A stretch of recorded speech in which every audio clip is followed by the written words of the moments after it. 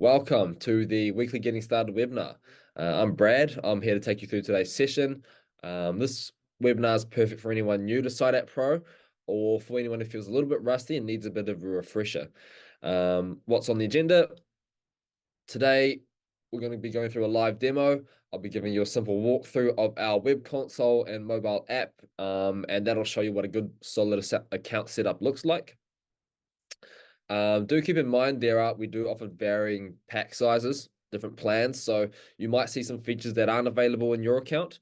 If you do find that you're interested in those features, do let your CSM know, or do let me know, and we can have a little chat about them after the webinar. There'll also be a Q&A session at the end if there are any questions. If you have any questions, pop them into the Q&A button in that panel below, on that Zoom panel, or chuck them into the chat, webinar chat. Those are your two options. Don't be shy. Feel free to chuck anything in. And after that, at the end, we'll have support and success resources to set you on your way. Things to help you assist with your setup. Cool. Let's get into it. So here is our demo account. So this is what I'll be going through to show you how to use the system. As you can see, I've got a big screen on the left here. This is the admin console. And then I've got the mobile app screen on the right. So I've got both screens up just so you can see how they both work. And do keep in mind when you're going through this webinar, you don't have to understand every little detail that I'm explaining. Just understand the capabilities of the system and what you can do with the system. Okay, so today we'll be focusing on the admin console and then finishing off with the mobile app. Mobile app's quite easy. Key things with your setup will be forms and sites. Those are the two things we'll be focusing on today, but I'll just take you for a general walkthrough. So without further ado, let's get into it. So first thing you see when you log into the admin console is this dashboard here. So this dashboard gives you an overall bird's eye view of all your health and safety across all your jobs and all your sites. So you get a few visual breakdowns here. This one here, completed forms by sites. This one tells you each of your sites and what's been done on each site, given the date range that you've set. So this is the last 7 days. Let's go this month. Maybe there's a bit more on here. Oh, it's only the start of the month. Let's go last 30 days. There we go. It's a bit more colorful now. Scrolling down, we get a few more visual breakdowns. So this one breaks it down by staff member, who's been doing the most forms, completed forms by type, what form's been done the most. And here you get a little expiry date section. So here is anything with an expiry date that's due or upcoming. So you got things like your WAFs, regos, registrations, service dates for your vehicles, first aid certificates, anything with a due date that will show up in a little summary here. You get a few more breakdowns down below, but those are your main ones. You've got an activity stream here, so that's like a live feed of any activity on Site Pro. So every time someone checks in or checks out, every time someone fills out a form or a pre-start form, like something like that, that'll show up here in real time, and you'll get a live feed of that. Okay, tick means form's been completed. Pause icon means form's been started or drafted. Cool. Any questions so far? No. Cool. But other things, date range, you can manipulate that. Dashboard card rearrangement, you can play around to different cards and you can rearrange it based on what's most important to you. But that's the general gist of your dashboard. Bird's eye view. Cool. First, we'll look at the forms. Okay, so forms are the heart of Site Pro. This is where you do all your customization. Not all, but most of it. So as you can see, when you first go into here, you will have noticed that there are a bunch of SAP forms. So these are the default forms that we provide. We try to provide to a lot of different industries. So there may be forms in there that you find that you don't need and you can get rid of them. And I'll show you how to do that. But inside Pro, you have 3 types of forms. You've got scheduled forms, daily, weekly, or monthly. And then you've got ad hoc forms. These ones don't have a schedule. They're blank in the schedule section. And then you've got pinned forms. So those are site-specific forms. We'll go into that when we look at sites. But where do they all live? How do they all work? So scheduled forms are forms that you do on that regular basis. So your pre-starts, your toolbox talks. regular inspections, regular scheduled ones. And then you've got your ad hoc forms. They're done as and when needed. So incident forms, near misses, you only do those when you need to. All forms that don't necessarily have a schedule. Some of them you might have a form you do 7 times a day. Next day you only do it 3 times a day, 3 times for that day. So less of a schedule. Where do they all live? On the mobile app. How do we find them? Toolbox pre-starts, these kinds of forms, they're on that to-do list. So generally when people go on the mobile phone, they will pick which site they're at. The one that they're closest to will be at the top of the list based on their location. Then they'll go to their to-do list. And that's where they'll find the scheduled forms. So today's task, those are your dailies. Weeklies, that's your weekly task. This month, that's your monthlies. Those are your scheduled forms. Pin forms down here. And your ad hoc forms are in this ad hoc form button right here. Bottom right, ad hoc button. So these are scheduled ad hoc forms. As we find them, you can put a heart on it. That will put it at the top of the list in case you find that that's an ad hoc form that you do quite often. You can unheart that, but that's where they live. Scheduled forms and ad hoc forms. That's where you access forms. So that's where you do them. But what if you want to edit them? So let's say Toolbox Talk. That's currently set to a daily schedule. But let's say we actually do our Toolbox Talks on a weekly schedule. So we want to change that. So what we're going to do is going to go into Edit Form. That will open up the form editor or the form builder. And you can change a lot of things, like you can change the name of the form, you've got your form settings, and you've got your form design. So what we want to do is go into form settings, scroll down to where it says form completion schedule. There it is. Let's change that from daily to weekly. Once we save that, give the phone a refresh.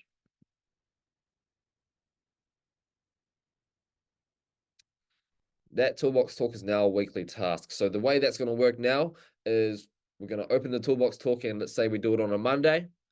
Fill it out, go through the Toolbox Talk meeting with the team, complete it, and it'll be done for the week. Come back next week, and it'll be a fresh, new, blank Toolbox Talk for us to fill out. So same applies to these daily tasks, today's forms. So we'll do a pre-start on a Monday. Since it's a daily one, it'll refresh the next day instead of the next week, like the Toolbox Talk. And these ones will refresh every month. So there'll be a blank one every month. Cool. That's how scheduled forms work. Toolbox Talk, we open it up. That's what it looks like on the phone. That's what we get. That's what we fill out when we're doing a Toolbox Talk meeting. But what if we want to edit some of these questions?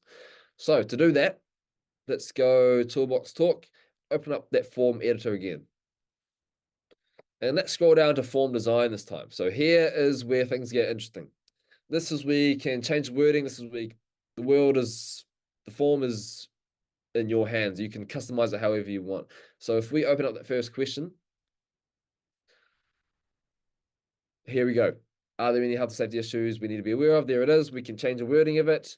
Prompt is just a bit of instruction text on how to answer the question. It shows up over there. But where it gets where the customization really comes in is this answer type section. So inside our Pro, we have over 30 different answer types that you can choose from.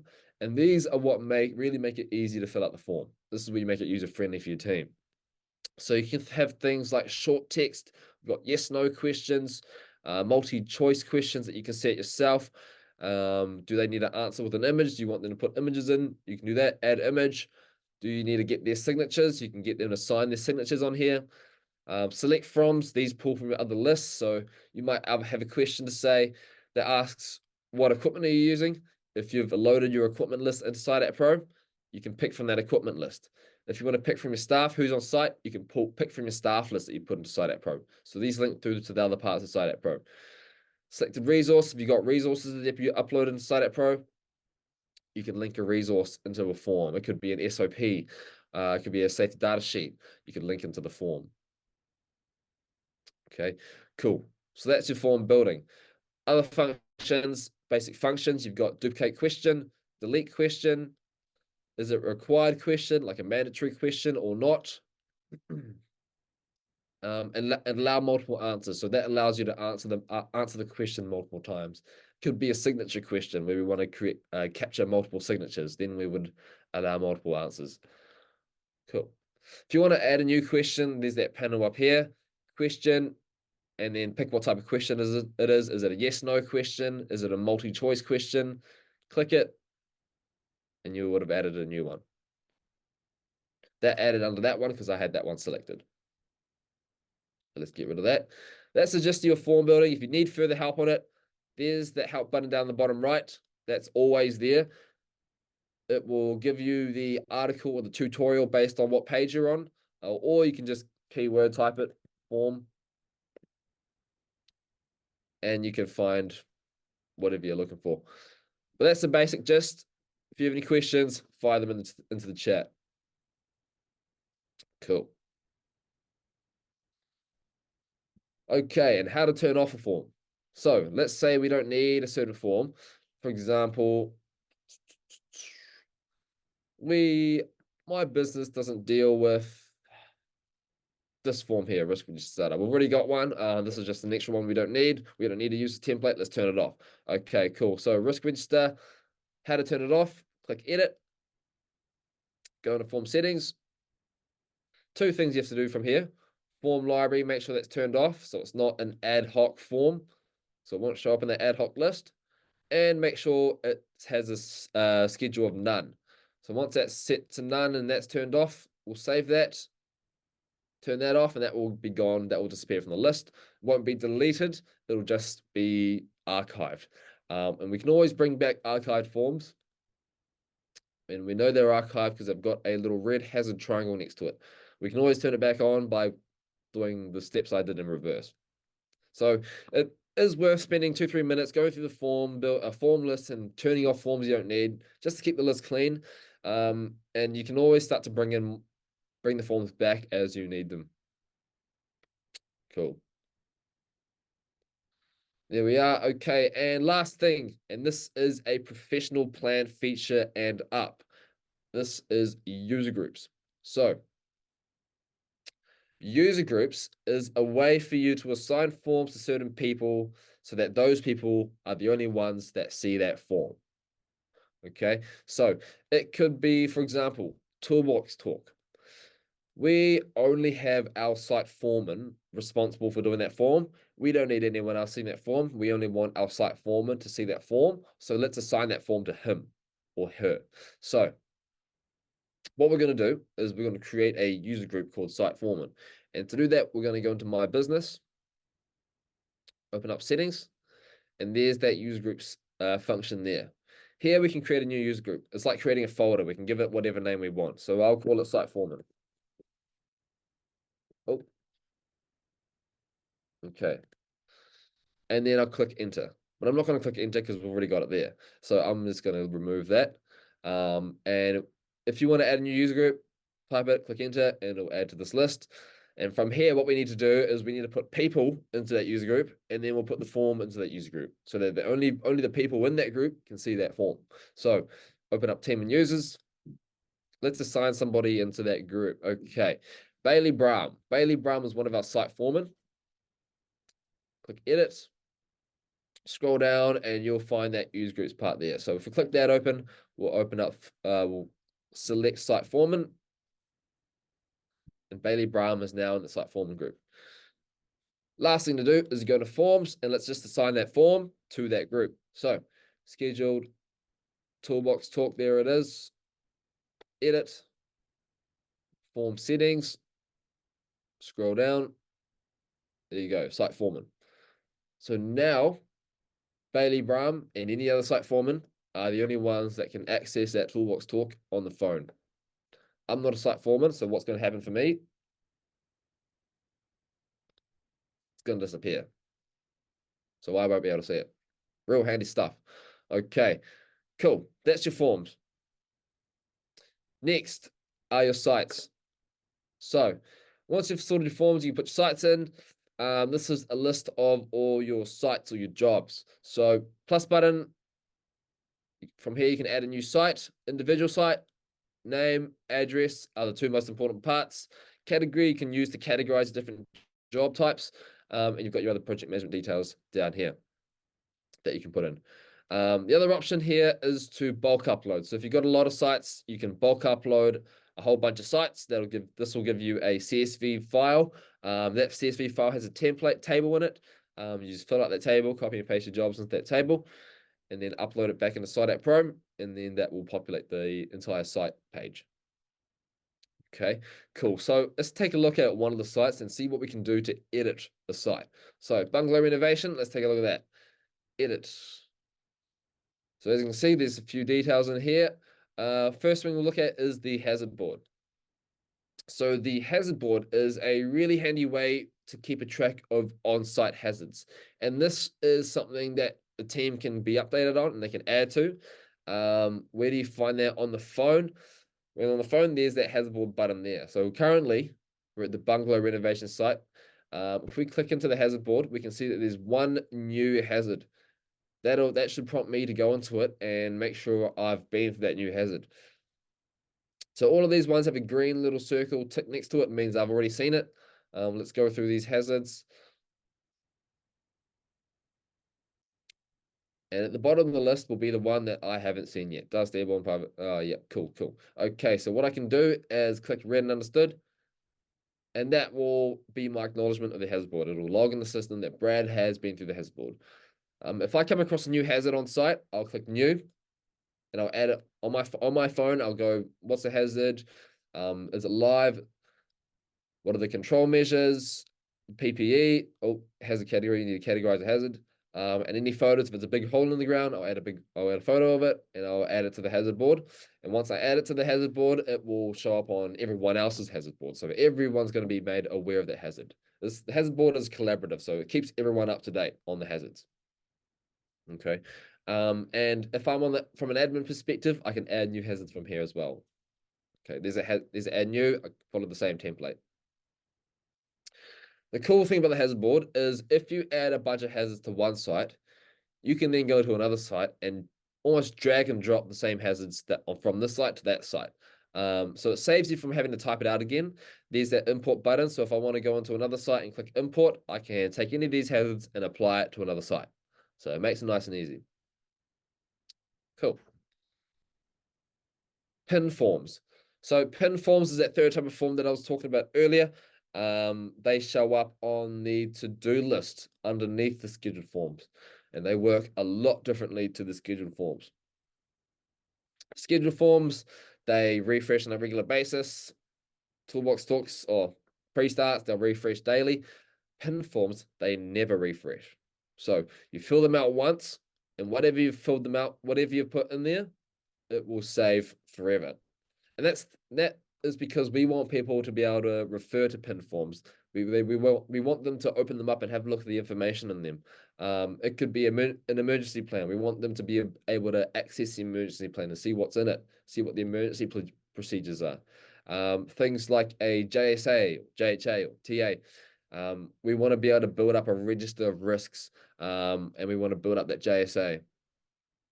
Some people like to pin a JSA before they start the job and fill it out on site as they go, as the job's ongoing, and then they'll build up that JSA over the course of the job. So those pin forms are there for people to refer to and add to and build on. They're not a regular check. Okay, cool. Hopefully that makes sense. Safety agreement. Okay, so the safety agreement is especially useful for our New Zealand clients who need to generate a triple SP. So this provides a really basic template to create a triple SP. So if I open up the first section, we can see that there's fields that you'd fill in, and you fill in the fields for each of these sections. Task analysis section. So sections like these, you can attach forms. So if you filled out a JSA or a TA, task analysis, you can attach that into here, and that will be a part of your safety agreement. Same with things like accident emergency plan. You can attach an emergency plan in here. I'm not sure why that's wordings or stuff. But you can attach your emergency plan into here. I filled one out for this one already, so I'd attach that into here. And then eventually you'd export this whole file, and that would be your entire triple SP. So this covers all the bases of a triple SP. Cool. Resources. So you would have noticed the resources. There's a resources tab over here, but resources is where you would upload any files. So it's for you to manage documents. So this one in particular is related specifically for this bungalow renovation site. So if I had a site map of the site, for example, or any site documentation for the site, I will upload it into here. I can upload it as a file. You've also got certificates and permits. These ones have expiry dates that give you notifications. So certificates give you notifications for expiry dates. And you can put those in there as well. Visitor register, if you need to keep track of people coming in and out of site that are visitors and not employees, you can generate a QR code and get them to scan in. And it'll ask them a few questions like, are you aware of the health hazards? Are you aware of the health and safety procedures? Are you trained and competent for the work today? Those are the type of questions I get. And then they leave site, they'll just click check out. Cool. And you can track the visits. You can keep a track of who's moving in and out of site based on the QR code. Okay, cool. So that's what you can do to edit the site. Any questions so far? None. Okay, cool. Last thing is you can bulk delete sites, archive. That'll remove it from the list. It'll archive it. It won't delete it. It'll archive it. So inside App Pro, we don't delete sites. They just archive. And that's so we don't delete any data. We don't want to delete any health and safety histories. We want to be able to build up that paper trail and keep health and safety records inside App Pro. So in case you need to pull it up again, in case someone asks for it, you can pull it up from Site App Pro. Okay, cool. Any questions so far? Thanks, Amber, for that question. I will answer that question at the end. Equipment list. Okay, so we're waiting through the main parts, forms and sites. Let's go through the rest. Okay, so equipment, if you need to keep track of equipment maintenance, this is where you come. This is where you come to put in your equipment, vehicles, tools, machinery. This is where you add them in. You build up their register. And as you can see, you can keep a track of their maintenance date. So when was it last maintained? When is the next maintenance date? How often is it maintained? Okay, so plus button, again, same as the sites, you can add a new individual piece of equipment, or you can bulk upload equipment with a CSV file. Okay, let's take a look at Mitsubishi van. Edit. Okay, so you can add basic details to the piece of equipment or this vehicle. Name of the vehicle. You can put the registration number in the name, and you've got your different fields. Main two parts we want to focus on are the maintenance sections and the resources sections, because these are the two parts that give you notifications. Maintenance gives you, if you set them, these are the regular notifications. So if you take it in for a service every 3 months, 3 months from the last maintenance date, you get a notification to take it in for maintenance or service. Same with the road user charges. We'll put the road user charge information in here, and then we keep updating the current distance on the odometer, and then when we get close to the maximum, it's within 500 k's of the maximum, you'll get that notification. So both these fields you can update using the phone. You don't have to come onto the admin console to do that. We have forms to update these fields. So you fill out the form and it updates this automatically. Scrolling down, resources. So as you can see, I've put in my registration rego. That was due 28th Feb, last year.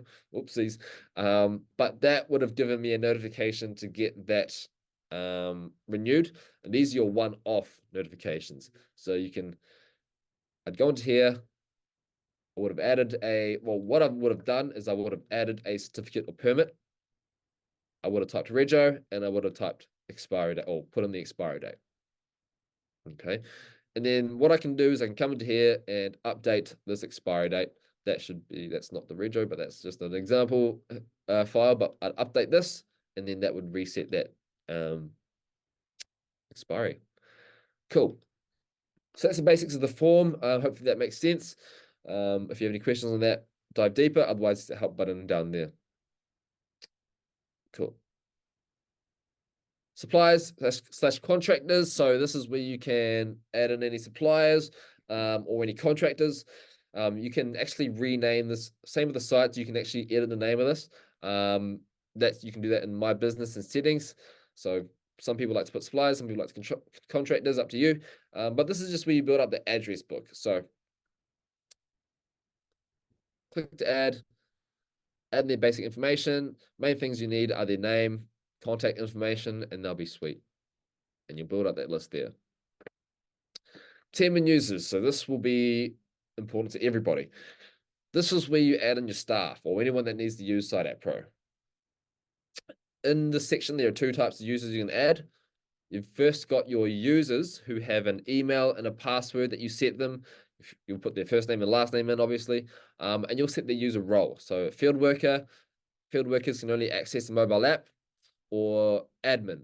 Admins can access both the admin console and the mobile app. So have a look and pick and choose what role people are going to get, but this is where you add them in as users. If you want an overview of what each of these roles allows, what each of these roles give permissions for, click the help button again, search up role, there it is, and you'll get a breakdown on each of the roles. There's your basics. That's how you add a user. The other type of user you have are your non-users. So these people, you just add a first name and last name, no email, no password. So these people don't have a login. They're more for your staff record, for you to have a staff list. And this is just for you to put in all your staff and have that list built up. And eventually, what you can do is if you have a staff non-user, you can give them user access later by giving them an email and a password. Okay, cool. So what we like to recommend is when you're adding a staff list, you can bulk upload them as staff members, not users. And that'll just add them in as first name, last name, and you can slowly give people access in phases as you roll out. Cool. Any questions so far on this? None? Okay. Amber, I will get to a question in the Q&A section at the end of this demo. Cool. All right, so let's move into the mobile flow now. Okay, cool. So this is what you'll show the team when you train them, and I'll go through a really basic flow, and I'll just cover the main parts. So when they first log into the mobile, this is what they'll see. First thing they're going to need to do is pick which site they're at. So we'll pick this, click on here, and the one that they're closest to, based on their location and the site address, will be at the top. So we'll click Bungalow Innovation. If we want them to check in, we can check in. And if you set it like this, you can set it so that a personal pre-start form pops up as soon as they check in. Otherwise, you can turn this function off. But I've set it so that it pops up straight away. And that means it'll prompt me to fill it out. So I'll fill it out. This is what filling out a form looks like. Cool. And then we'll press Save Final. Okay. Once I press Save Final, that'll save the form. But I might want to add a few more things to the form. So there's that blue note button. That will allow me to add an extra note to the form. And you can get notifications for blue notes. What you can also do is you can add photos to a question. So you can say, have you got the correct PPE? I can add a photo of my PPE if I really wanted to. One other thing you can do is add a corrective action. So corrective actions are when we have an issue, for example, we say no, that's an issue. We don't have the correct PPE. We need someone to action that. So what my action would be in this case would be for someone to bring me some new PPE. So what I do is click the three dot button. I can add a note like that blue note down there, or I can add an action. And what I'll say is, please get one more hard hat. Let's assign that to somebody. So let's give it to this person. To do priority, let's say it's high priority. Due date, need it by today, need it today. And I can also attach any other forms in here as well, or attach any resources if I need to, but we'll keep it simple for now. Save, and that person will get a notification. It's a task set to them. They'll get a little pop-up on their phone. Okay. Save final. Done. There's that form done. In any other case, I'd go into my to-do list and I'd fill out any forms in there. There's that personal restart I just did. That'll be ticked off for the day, but I'll come back tomorrow and it'll be done. I'll come back tomorrow and it'll be a new one for me to do. And there's also that corrective action. I actually set that to myself. So I would have got a notification on my phone. And I would open that up and go into here. Please get one more hard hat. Let's say that I have done it. I'll change that status to done. Done. Cool. So that's the basic gist. Ad hoc forms there. If I need to fill one out, I'll fill it out from there. It could be a health and safety quiz. Fill that out. Done. So those are the two places you can access forms: schedule, to-do list, and ad hoc forms. And if you're still confused about what happened here, I set it so that a form automatically pops up on checking it out. You can undo that setting if you need to, but that setting is right in the My Business settings and the checkout, check in, checkout. So that I'll just turn that off and that won't pop up next time. When I leave site, I'll check out and that will be me. That'll be me done for the day. A few other things you can check out are the menu button here, so you can access saved forms. If you need to go back and edit an old form, I might want to go back and edit a form I did last week. Click into that, and I can edit it. Make sure if you want to see other people's forms, turn off only my forms. You can see other people's forms, and you can span back as far as last year. That wraps everything up. Hopefully everything made sense, or hopefully you digested most of that content. We've got our support team, support@siteappro.com. You can talk to them through that help button down there. Click ask. That'll put you straight through to our support team. Otherwise, you can email them there. They'll answer any quick questions, real quick response times as well. And we've also got our video education center. So that's on our website. This is where you can find any weekly sign up to any more webinars. But we've also got video tutorials in here as well. So very quick video tutorials, how to add sites, how to add users, how to fill out a form, that sort of a thing. So check that out. Video Education Center. Otherwise, yeah, that's everything wrapped up. Best of luck getting started with Site App Pro.